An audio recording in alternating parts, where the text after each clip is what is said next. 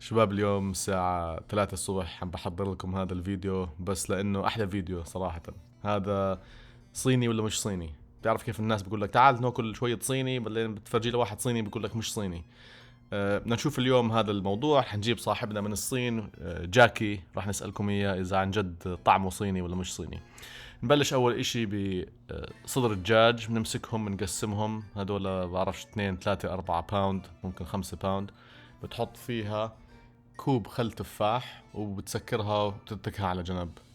وتمسك البصل، تمسك البصل بتقعد تقصر فيه، تقسم فيه، تقصر فيه. عمرك شفت تقصير بصل؟ هي تقصير بصل.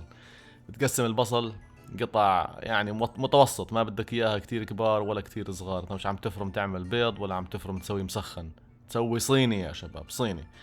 بعدين مشان نسويه ملون واشكال هيك شغلات يعني بتشهي، بنجيب فلفل حلو بألوان مختلفة، في الأحمر والأصفر والبرتقاني، وبتقسمه برضه قطع يعني تعجبك.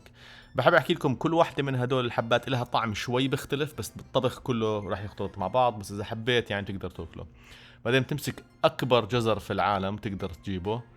طبعا هذا يعني بتقدر تسويه كل واحدة لحالها أكلة. و... أو تسوي شو اسمه جزر محشي قد ما هو ضخم. بس طبعا هو ضخم لانه ما شاء الله ايدين مرتي كتير صغار. بس بتقسمه بعد زي ما قلت لكم، بتحبوا تقسموه كبير صغير مش مشكلة، يعني كله راح ينطبخ ويطلع زاكي. بتجيب البصل بتحطه مع الزيت وشوية ملح، وانت عم تطبخه على نار هادية اولتها. حرك حرك حرك. الساعة 3 الصبح يا شباب عم بقولكم. بدنا نخلص الفيديو وبدنا ننام، لسه بقى صارت الصبح كمان شوية. بعدين بتبلش تحرك الدجاج معاه. هلا بترفع درجة الحرارة، شايف هون بلش شغلي، بتسكره لحتى ينطبخ. بتزت عليه الجزر. الجزر ليش بنزته اول؟ لانه بدك اياه يدبل اسرع من الباقي، والجزر لانه قاسي ما بدبل بنفس الطريقة.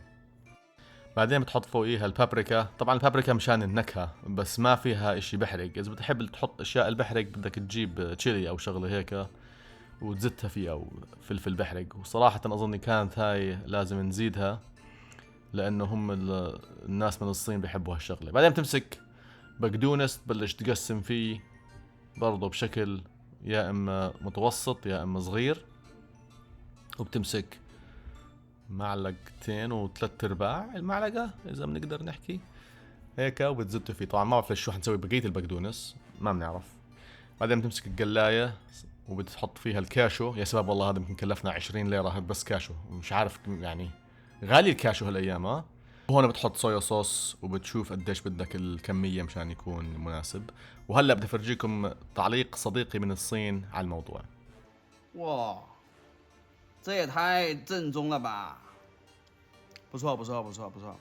我在美国朋友家里吃到他们做的中国菜，真不错，比那个 Panda 强多了。الترجمة الحرفية صيني الأكل. هذا هو الصحن تبعنا وصحتين يا شباب. ما بعرف أحكيها بالصيني صراحة.